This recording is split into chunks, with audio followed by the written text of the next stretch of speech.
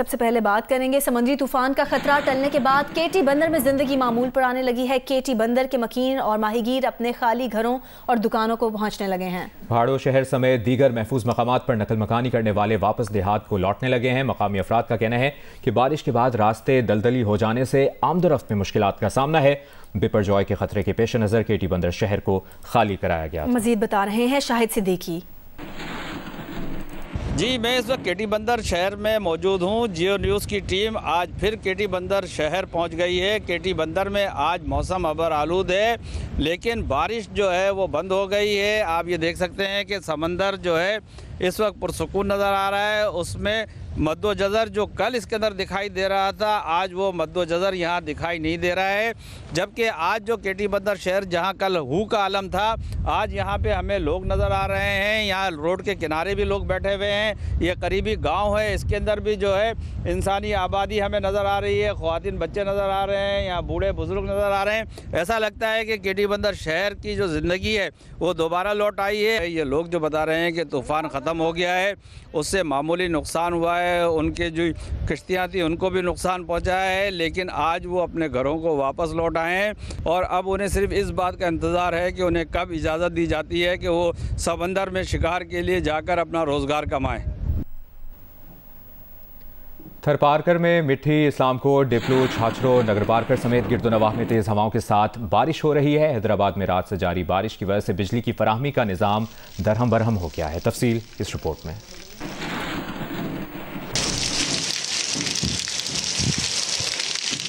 मुल्क के मुख्तलिफ इलाकों में तेज और हल्की बारिश का सिलसिला जारी है। थरपारकर में मिठी, इस्लामकोट, डेपलो, छाछरो, नगर पारकर समेत गिरदोनवाह में तेज हवाओं के साथ तूफानी बारिश जारी है। कल शाम से जारी बारिश के बाइस निशेबी इलाके ज़ेरे आब आ गए। इस्लामकोट में बारिश का पानी मार्केटों और मुख्तलिफ मोहल्लों में दाखिल हो गया। इस्लामकोट के अस्पताल रोड लोहार महल्ला में 1.5 फीट तक पानी जमा है। हैदराबाद शहर और गिरदोनवाह में हल्की बारिश वक्फे वक्फे से जारी है।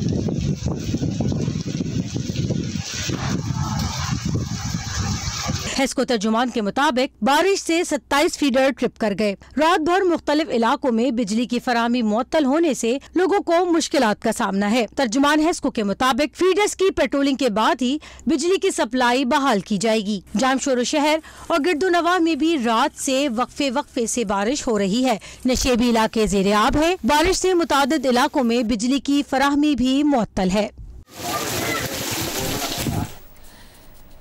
समंदरी तूफान बिपरजॉय के लैंडफॉल के बाद उसकी शिद्दत में कमी आने लगी है। इस सिस्टम के ज़ेरे असर जनूब मशरिक सिंध की साहिली पट्टी पर कल तक गरज चमक के साथ बारिश का इम्कान है। समंदर में तुगयानी भी आ सकती है।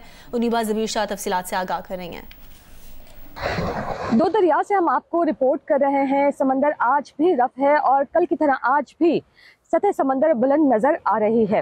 बहरअब का शदीद समंदरी तूफान बिपरजॉय फाइनली अपने अख्ताम की जानिब बढ़ रहा है। इस वक्त ये रन ऑफ कच्छ पर मौजूद है और कहा जा रहा है कि इसकी शिद्दत में कमी आ चुकी है और आज शाम तक ये मजीद इसकी शिद्दत में कमी आ जाएगी और ये डिप्रेशन में तब्दील हो जाएगा। थरपारकर, नंगर पारकर में बारिश बरसाने के बाद ये आगे की जानिब बढ़ेगा और राजस्थान पर मजीद 1 से 2 दिन बारिश बरसाएगा। उसके बाद फाइनली ये ख़त्म हो जाएगा। लेकिन अब भी इसका फासला अगर बताया जाए तो ठट्टा से तकरीबन 180 किलोमीटर के फासले पर है। केटी बंदर से ये 200 किलोमीटर के फासले पर है, जबकि कराची से 270 किलोमीटर के फासले पर मौजूद है। उसके ज़ेरे असर जुनूब मशरिकी सिंध की साहिली पट्टी पर 17 जून तक बारिशों का इम्कान रहेगा। गरज चमक के साथ बारिश हो सकती है। कराची में आज मतलब अबरालूद है। शुमाल मगरिब से हवाएं चल रही हैं, तकरीबन 30 किलोमीटर फी घंटा की रफ्तार से हवाएं चल रही हैं और ये पेशन गोई की गई है कि आज हवाओं की रफ्तार 50 किलोमीटर फी घंटा को छू सकती है। ठट्टा से जो करीबी इलाके हैं जैसे स्टील टाउन, कायदाबाद, मलियूस के तरफ के इलाकों में बारिश हो सकती है। हल्की से मुतदिल बारिश हो सकती है और इस सिस्टम के ज़ेरे से अगर बादल ज़्यादा शहर की जानिब आए तो शहर के मुख्तलिफ इलाकों में भी बारिश हो सकती है। तेज़ हवाएं भी चल सकती हैं। जी, समंदरी तूफान के असरात थरपारकर पहुंचना शुरू हो गए हैं। मिठी, इस्लामकोट, नंगर पारकर, डीपलो और गिरदोनवाह में तेज़ हवाओं के साथ मूसलाधार बारिश जारी है। मजीद जानते हैं इस्लामकोट से अब्दुल गनी बजीर से। समंदरी तूफान के असरात सहराए थरपारकर पर पहुंचना शुरू हो गए हैं। आज सुबह से ही थर के इलाकों मिट्टी, इस्लामकोट, नगर पार्कर, डीपलो और गिरदोनवा के देहातों में तेज हवाओं के साथ मूसलाधार बारिशों का सिलसिला शुरू हो चुका है। नशेबी इलाके हैं वो जेर आब आ चुके हैं और गली मोहल्लों में पानी जमा हो गया है, जिसकी वजह से शहरियों को शदीद मुश्किलात का सामना करना पड़ रहा है। मौसमियात की जानिब से सहराए थरपारकर में 17 और 18 जून के दौरान तेज हवाओं के साथ बारिशों की पेशगोई की हुई है। अभी आपको बराह रास्त लिए चलेंगे इस्लामाबाद, जहां पर वज़ीर-ए-आज़म के मुआविन खुसूसी अता ताड़र प्रेस कॉन्फ्रेंस कर रहे हैं कि वो एक ऐसी बॉडी है, एक ऐसा फोरम है कि जो जजेस की बदउनवानी, करप्शन और किसी भी किस्म की उनकी जो गैर कानूनी इक़दामात हैं उनको देखने के लिए, उस पर कार्रवाई करने के लिए एक बाकायदा आइन के आर्टिकल 209 के तहत वो फोरम बनाया गया है। मगर जो इस वक्त आला अदलिया में मौजूद चंद लोग हैं, उन्होंने इस आर्टिकल 209 को बिल्कुल ही रिडंडेंट कर दिया है। किसी जज के खिलाफ कोई बदउनवानी का केस हो, कोई करप्शन का केस हो, कोई इख्तियारात के नाजायज इस्तेमाल का केस हो, वो समाअत के लिए मुकर्रर ही नहीं होता, ना उस पर किसी किस्म की कोई कार्रवाई की जाती है। तो ये आर्टिकल 209 तो बिल्कुल इस तरह है कि ये इस्तेमाल में लाया नहीं जा सकता मौजूदा अदलिया के चंद मखसूस जजेस के होते हुए। मैंने आज आपको ज़हमत इसलिए दी कि कल मीडिया पे एक खबर देखी कि इस्लामाबाद हाई कोर्ट के सीनियर जज जस्टिस मोहसिन अख्तर कियानी के खिलाफ एक वकील साहब ने सुप्रीम जुडिशल काउंसिल में रेफरेंस दायर किया है। बतौर कानून के एक तालिब इल्म के मैंने ज़रूरी समझा कि इस रेफरेंस को देखा जाए कि इस रेफरेंस में क्या क्या दर्ज है। आप हैरान होंगे कि इस्लामाबाद हाई कोर्ट में बैठे हुए जितनी करप्शन मौसूफ के जिम्मे है, मेरे वहमो गुमान में भी नहीं था। और जब अदल इंसाफ की राह में रुकावटें हायल होती हैं, जब आप अपने चंद मखसूस वकला को प्रमोट करते हैं या अपने नज़रियात को अपने फैसलों में रिफ्लेक्ट करते हैं, तो ये बात साबित हो जाती है कि आप इंसाफ नहीं फिर कर सकते। इसमें सबसे पहली चीज जो मैंने देखी वो बनी गाला में लेक व्यू हाउसिंग सोसाइटी है, जिसमें जस्टिस मोहसिन अख्तर कियानी खुद एक शेयर होल्डर हैं और ये इनकी फैमिली की हाउसिंग सोसाइटी है, जिसमें इनके एक कज़न जो पूरा इस्लामाबाद जानता है, वो लैंड ग्रैबिंग के लिए मशहूर हैं और तमाम तर डील जो सोसाइटी की होती हैं, अभी इस सोसाइटी ने 40 से 50 करोड़ रुपया मुनाफा कमाया है, जिसमें सिटिंग इस्लामाबाद हाई कोर्ट के जज मोहसिन अख्तर कियानी वो शेयर होल्डर हैं। अब जब उनकी फैमिली इस्लामाबाद में सीडीए को प्रेशराइज करती है और डिस्ट्रिक्ट एडमिनिस्ट्रेशन को प्रेशराइज करती है, किसी अफसर में ये दम नहीं होता कि वो एक सिटिंग इस्लामाबाद हाई कोर्ट के जज के खिलाफ खड़ा हो या उसको कानून सिखाए कि सर ये आपकी सोसाइटी है, ये रेगुलराइज नहीं हो सकती, या ये आपकी सोसाइटी है, इसके जिम्मे ये टैक्सेस हैं। तो ये कई वायलेशन इसमें हैं और इसको अभी तक टैक्स इवेजन के पर्पसेस के लिए, टैक्स को अवॉइड करने के पर्पसेस के लिए रजिस्टर भी नहीं करवाया गया। और जो नेक्सस है वहां पे, क्योंकि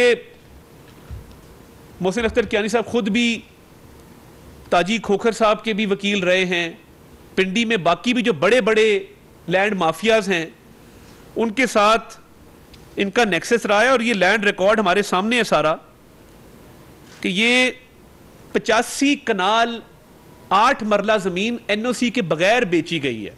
अब ये किसी और शहरी की जमीन होती और वो बगैर एनओसी के बेची गई होती तो सख्त से सख्त एक्शन लिया जाता, जेल में डाल दिया जाता, अदालत में बुला के बेइज्जत किया जाता। मगर इसका जवाब कौन देगा कि मोहसिन अख्तर कियानी साहब की अपनी मलकियत में जो हाउसिंग सोसाइटी है, जिसकी 85 कनाल 8 मरले जमीन ऐसी है जिसका एनओसी ही इशू नहीं हुआ, वो रिकॉर्ड भी यहां पे साथ लफ है इस रेफरेंस के। और मैं हैरान हूं कि उनकी पूरी फैमिली, उनके कजन्स कुछ इसमें शामिल हैं जो बगैर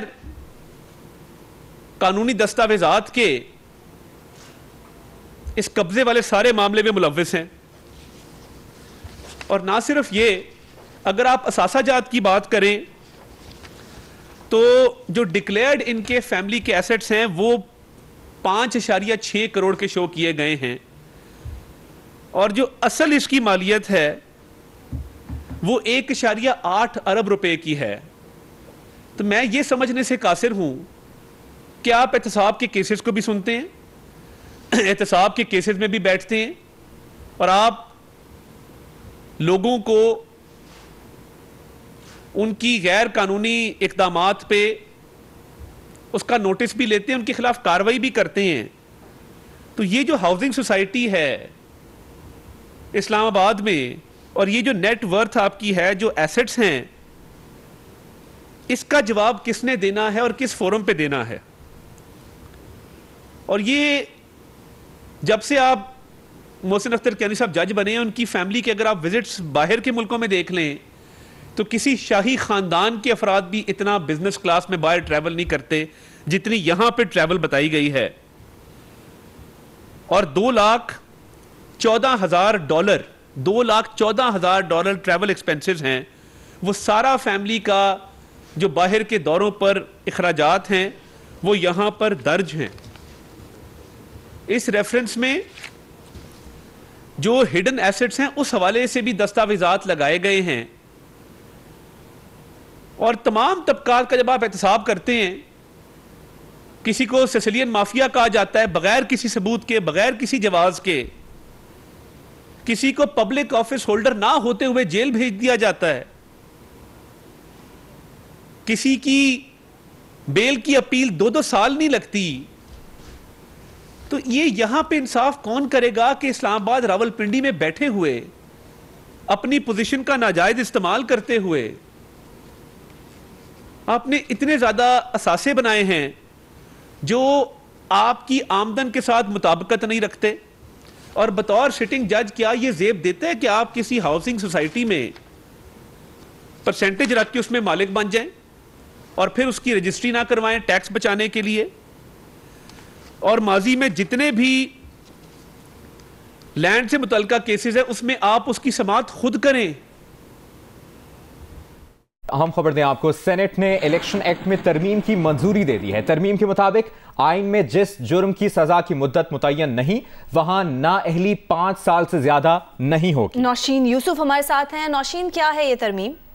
जी बिल्कुल, इलेक्शन एक्ट में तरामीम जो है आज ज़िमनी एजेंडा के तौर पर जो है पेश की गई सेनेट में, जिसमें एक तो तरमीम ये थी कि इलेक्शन कमीशन जो है आम इंतखाबात की तारीखों का ऐलान कर सकेगा, जबकि उसके अलावा नया शेड्यूल भी दे सकेगा। लेकिन जो सबसे अहम तरमीम थी वो 5 मेंबरान की जानिब से लाई गई, जो कि हाफिज अब्दुल करीम, दिलावर खान, दिनेश कुमार की जानिब से लाई गई, जिसमें कहा गया कि आइन में जिस जुर्म की सजा की मुद्दत का तयन नहीं होगा वहाँ नाअहली जो है वो 5 साल से ज्यादा नहीं हो सकेगी। और इससे मुतालिक इलेक्शन एक्ट की जो अहली और नाअहली से मुतालिक सेक्शन 232 है उसमें तरमीम की गई है। और अहलियत और नाअहलियत का जो तरीकाकार और जो मुद्दत जो आइन में आइन के आर्टिकल 62 और 63 में फराहम किया गया है, जहां आइन में इसके लिए कोई तरीकाकार या मुद्दत फराहम नहीं की गई, ये जो इलेक्शन एक्ट में तरमीम है ये उन दिफात पर लागू होगी। और इसके तहत सुप्रीम कोर्ट, हाई कोर्ट या किसी भी अदालत का जो फैसला है, ऑर्डर या हुक्म, उसके तहत जो सजा याफ्ता शख्स होगा वो फैसले के दिन से 5 साल के लिए नाअहल हो सकेगा। यानी आइन के आर्टिकल 62 की क्लॉज 1F के तहत जो 5 साल से ज्यादा नाअहली की सजा है वो नहीं हो सकेगी, और जो मुतल्लिका शख्स है वो पार्लियामेंट या सूबाई असेंबली का रुकन बनने का अहल होगा। जी ठीक है नौशीन यूसुफ, आपने इस बारे में हमें तफसीलन आगाह किया, शुक्रिया।